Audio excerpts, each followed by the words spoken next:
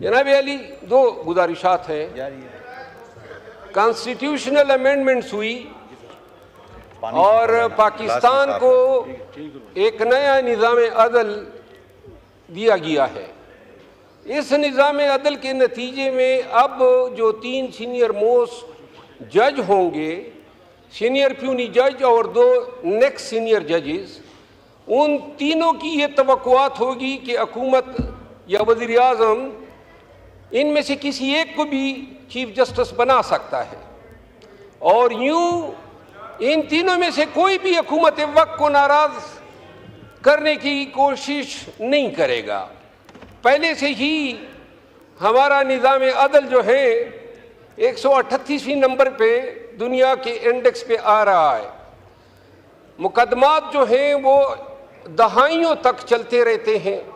अब ये जो अमेंडमेंट हुई है, हो सकता है मौजूदा तौर पे तो हुकूमत मुस्तफ़ीद हो, शायद जज साहिबान कोशिश करे कि ताबेदार रहे हैं, लेकिन जब ये हुकूमत नहीं होगी, किसी और पार्टी की हुकूमत होगी, तो क्या ये जो निज़ाम दिया है, क्योंकि तीनों जज साहिबान जो हैं वो हुकूमत वक्त को नाराज़ नहीं करेंगे। ये इस आईनी तरमीम का सबसे डिज़ास्टरस एस्पेक्ट है।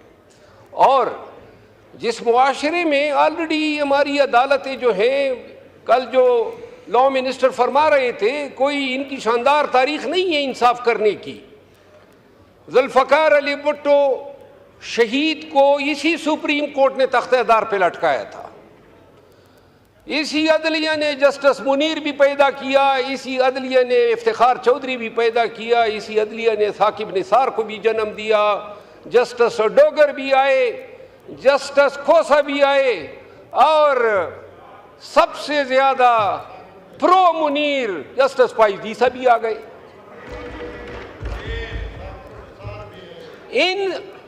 इस निज़ाम अदल की होती हुई जो पहले से था, कोई मायनाज नहीं था। मैं 32 साल मेरे हो गए इस पेशे से वाबस्ता। इस पे खुश होते हैं जज साहिबान के हमें अदालतों में माई लॉर्ड पुकारा करो। अंग्रेजों के दौर में लॉर्ड्स हुआ करते थे और वो जज हुआ करते थे, तो उनको हम माई लॉर्ड्स कहते थे कि खानदानी शजरे उनके लॉर्ड से मिलते थे। यहाँ पे तो अब जिस तरीके से इफ्तिखार चौधरी ने भर्तियों का सिलसिला शुरू किया और जो जज साहिबान एलिवेट हो गए, और अब जो सुपीरियर जुडिशरी पे जो अदलिया बैठी हुई है, वो उस समेत बंदियाल भी समेत, वो भी कोई इतना मायनाज जज नहीं था, उसने भी दड़न तख्ता किया था।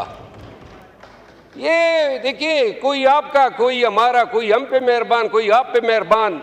हमें मेहरबान जज चाहिए ही नहीं, आज़ाद जज, बल्कि आज़ाद से भी ज्यादा जिम्मेदार जज चाहिए जो इंसाफ कर सके। साकिब निसार आया था, उस वक्त भी हम कहते थे 1 किलो ना बना हुआ था, डैम बना रहा था। बदबख्त डैम के साथ तुम्हारा क्या काम है? फिर आप ये देखें, फाइज ईसा के बंदियाल आया 12 बजे, उसने अदालत भी खोली, और फिर वही बंदियाल साहब थे, सुप्रीम कोर्ट ने तारीख में पहली दफा फैसला दिया, और जब हुकूमत ने आंखी दिखाई तो उस फैसले पे कोई अमल दरामद नहीं हुआ। इससे पाकिस्तान में कानून की हुक्मरानी की बेखनी हुई। जनाब अली, गुजारिश ये है कि ये जो बिलावल भुट्टो जरदारी साहब काजी फाइज़ ईसा को जो खराज तहसीन पेश कर रहे थे, जो डोंगरे बरसा रहे थे, ये वही काजी फाइज़ ईसा हैं जिसने पाकिस्तान की सबसे बड़ी पार्टी को बेनिशान किया। ये वही काजी फाइज़ ईसा है जिसने एन अमेंडमेंट से पहले रिव्यू 2 दिनों में फिक्स करके जमीर फरोशी के लिए रास्ता हमवार किया, और फिर हमारे एमएनएज वहां से बरामद हो गए। और वो एमएनएज, अब वो एमएनएज जो थे, हमारे पहले कोलीग थे, वहां पे गए। यहां हमारे अरब दोस्त भी मौजूद हैं, लेकिन उनको अरबों रुपए मिले थे। नहीं यार, यानी कि पीर मियां नवाज शरीफ की शक्ल उनको पसंद थी। हाँ, अच्छा, यानी बड़े ही बेजोक लोग थे। अच्छा ये अब आप मुझे उस पे ला रहे हैं ना, मुझे तकरीर करने दे।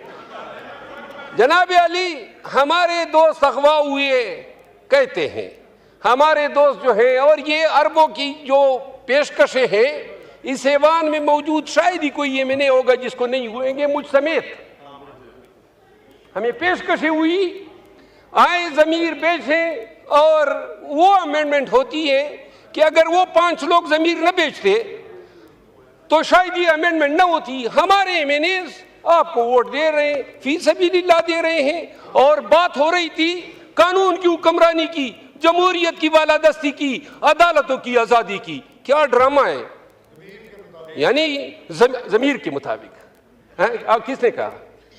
माशाल्लाह। जनाब अली, पीर मियां नवाज शरीफ साहब ने मौके के हिसाब से अदलिया पे अपनी बड़ास भी निकाल दी, और वो तारीख साथ शेर कह दिया कि उन्होंने जो शेर कहा, जवाबी शेर तो मुझे आता है लेकिन मेरे नून के दोस्तों की हया रखने की वजह से नहीं बोलता हूं। नहीं नहीं नहीं, आखिरी बात यह है, ये वक्त गुजर जाएगा। हम मंसूर अली शाह साहब को ला रहे हैं, या अफरीदी साहब को ला रहे हैं, या कॉन्स्टिट्यूशनल बेंच के सरबराह के तौर पे अमीनुद्दीन खान को ला रहे हैं। कोशिश यही है कि आइंदा के 3-4 सालों के लिए निज़ाम को इसी तरह रखा जाए ताकि ये असम्बली अपनी मियाद पूरी कर सके। ये वक्त गुजर जाएगा, लेकिन मुल्क को हमने एक ऐसे रास्ते पे गामजन कर दिया। मेरी दिली ख्वाहिश थी, एक दफ़ा जनाब के स्पीकर साहब को मैंने कहा भी था, मैंने कहा बेहतर होगा आप कोई गाना रखें और तमाम अपोजिशन और इन सब को बुलाएं। यहाँ पे खुदा की कसम इनके साथ हाथ मिलाते हुए डरते हैं, आप सबके साथ हाथ मिलाते हुए डरते हैं। मैं नहीं, सब डरते हैं। यानी जो निज़ाम चल गया है, न सलाम कर सकते हैं न कलाम कर सकते हैं। वो ख्वाजा आसिफ साहब से एक दिन क्या सरेराह मुलाकात हो गई, मेरा दड़न तख्ता हो गया पार्टी से।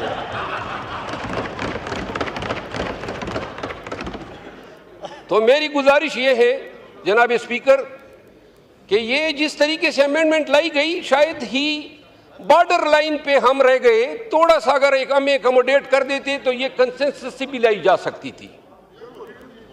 हाँ जी सर, मुझे तवज्जो आप सारी अपनी तरफ खींच रहे हैं। जनाब डिप्टी स्पीकर साहब, आखिरी बात यह है कि लकी सीमेंट एक इदारा है जो लकी मरवत में कायम है, एशिया का सबसे बड़ा सीमेंट प्लांट है। सन 1996 से ये ऑपरेशन कर रहा है। हमारी शेख बदीन के पहाड़ जो हैं इसने निगल लिए, लेकिन मेरे इलाके, मेरे हलके को न तो ये CSR में कुछ दे रहा है, न रॉयल्टी में दे रहा है, और ना हमारे हल्के या लोगों की फलाह बहबूद के लिए कोई काम किया है। मेरी इस्तदा ये है, जो मिनिस्टर है इंडस्ट्रीज़ के, उनसे इस्तदा है कि ज़रा ये मुलाहिदा कर ले। वाहिद ये शेल है, पेट्रोलियम इंडस्ट्रीज़ हैं, जितने एक्सकेवेशन होते हैं वो अपना किरदार अदा करते हैं। तो लकी मरवत के लिए जो लकी सीमेंट जो हमारे हकूक़ पे बैठी है, इस हवाले से अगर वो कोई आप मुलाकात का उनको कह दे, मैं अपने इलाके के डेलीगेशन ले जाके उनके सामने रख दूंगा। जनाब अली, 2 गुजारिशात हैं। कॉन्स्टिट्यूशनल अमेंडमेंट्स हुई और पाकिस्तान को एक नया निज़ाम अदल दिया गया है। इस निज़ाम अदल के नतीजे में अब जो 3 सीनियर मोस्ट जज होंगे, सीनियर प्यूनी जज और 2 नेक्स्ट सीनियर जजेस, उन तीनों की ये तवक्कुआत होगी कि हुकूमत या वज़ीर आज़म इनमें से किसी एक को भी चीफ जस्टिस बना सकता है, और यूं इन तीनों में से कोई भी हुकूमत वक्त को नाराज़ करने की कोशिश नहीं करेगा। पहले से ही हमारा निज़ाम अदल जो है 138वें नंबर पे दुनिया के इंडेक्स पे आ रहा है। मुकदमात जो हैं वो दहाइयों तक चलते रहते हैं। अब ये जो अमेंडमेंट हुई है, हो सकता है मौजूदा तौर पे तो हुकूमत मुस्तफ़ीद हो, शायद जज साहिबान कोशिश करे कि ताबेदार रहे हैं, लेकिन जब ये हुकूमत नहीं होगी, किसी और पार्टी की हुकूमत होगी, तो क्या ये जो निज़ाम दिया है, क्योंकि तीनों जज साहिबान जो हैं वो हुकूमत वक्त को नाराज़ नहीं करेंगे। ये इस आईनी तरमीम का सबसे डिज़ास्टरस आस्पेक्ट है। और जिस मुआशरे में ऑलरेडी हमारी अदालतें जो हैं, कल जो लॉ मिनिस्टर फरमा रहे थे, कोई इनकी शानदार तारीख नहीं है इंसाफ करने की। जुल्फ़िकार अली भुट्टो शहीद को इसी सुप्रीम कोर्ट ने तख्तेदार पे लटकाया था, इसी अदलिया ने जस्टिस मुनीर भी पैदा किया, इसी अदलिया ने इफ्तिखार चौधरी भी पैदा किया, इसी अदलिया ने साकिब निसार को भी जन्म दिया, जस्टिस डोगर भी आए, जस्टिस खोसा भी आए, और सबसे ज्यादा प्रो मुनीर जस्टिस फाइजीसा भी आ गए।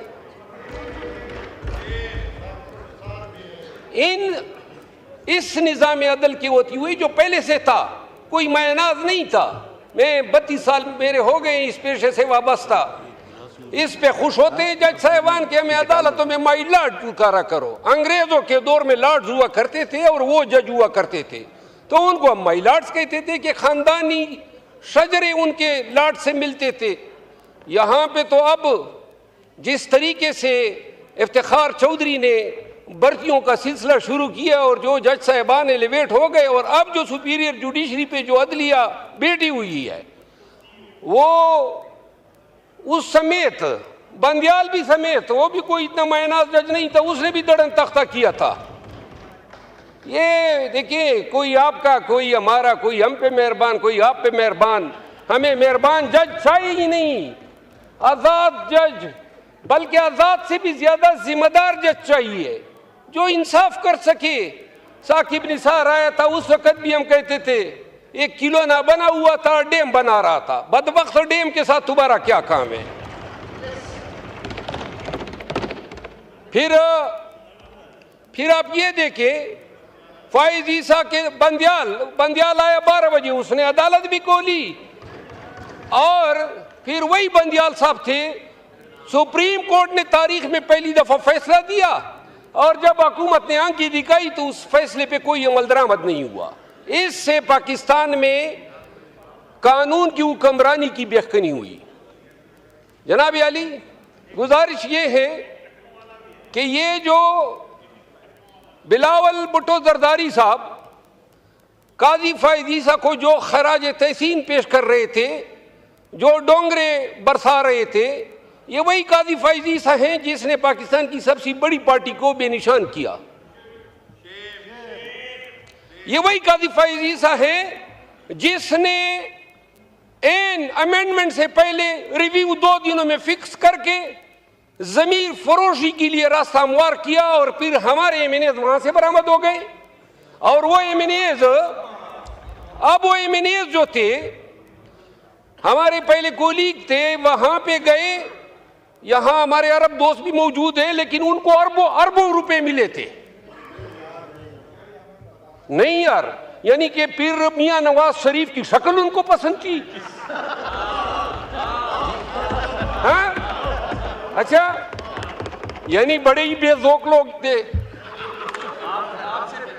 अच्छा, ये अब आप मुझे उस पे ला रहे हैं ना, मुझे तकरीर करने दे। जनाब अली, हमारे दोस्त अगवा हुए कहते हैं, हमारे दोस्त जो हैं, और ये अरबों की जो पेशकशें हैं, इस ऐवान में मौजूद शायद ही कोई ये मैंने होगा जिसको नहीं हुएंगे, मुझ समेत। हमें पेशकशें हुई, आए जमीर बेचे, और वो अमेंडमेंट होती है कि अगर वो 5 लोग जमीर न बेचते तो शायद ये अमेंडमेंट न होती। हमारे एमएनएज आपको वोट दे रहे हैं, फी सबीलिल्लाह दे रहे हैं, और बात हो रही थी कानून की हुक्मरानी की, जमहूरियत की बालादस्ती की, अदालतों की आजादी की। क्या ड्रामा है, यानी जमीर के मुताबिक। आप किसने कहा? माशाल्लाह। जनाब अली, पीर मियां नवाज शरीफ साहब ने मौके के हिसाब से अदलिया पे अपनी बड़ास भी निकाल दी, और वो तारीख साथ शेर कह दिया कि उन्होंने जो शेर कहा, जवाबी शेर तो मुझे आता है, लेकिन मेरे नून के दोस्तों की हया रखने की वजह से नहीं बोलता हूं। नहीं, आखिरी बात यह है, ये वक्त गुजर जाएगा, हम मंसूर अली शाह साहब को ला रहे हैं या अफरीदी साहब को ला रहे हैं या कॉन्स्टिट्यूशनल बेंच के सरबराह के तौर पे अमीनुद्दीन खान को ला रहे हैं। कोशिश यही है कि आइंदा के 3-4 सालों के लिए निज़ाम को इसी तरह रखा जाए ताकि ये असम्बली अपनी मियाद पूरी कर सके। ये वक्त गुजर जाएगा, लेकिन मुल्क को हमने एक ऐसे रास्ते पे गामजन कर दिया। मेरी दिली ख्वाहिश थी, एक दफ़ा जनाब के स्पीकर साहब को मैंने कहा भी था, मैंने कहा बेहतर होगा आप कोई काना रखें और तमाम अपोजिशन और इन सब को बुलाएं। यहाँ पे खुदा की कसम इनके साथ हाथ मिलाते हुए डरते हैं, आप सबके साथ हाथ मिलाते हुए डरते हैं। मैं नहीं, सब डरते हैं। यानी जो निज़ाम चल गया है, न सलाम कर सकते हैं न कलाम कर सकते हैं। वो ख्वाजा आसिफ साहब से एक दिन क्या सरेराह मुलाकात हो गई, मेरा दड़न तख्ता हो गया पार्टी से।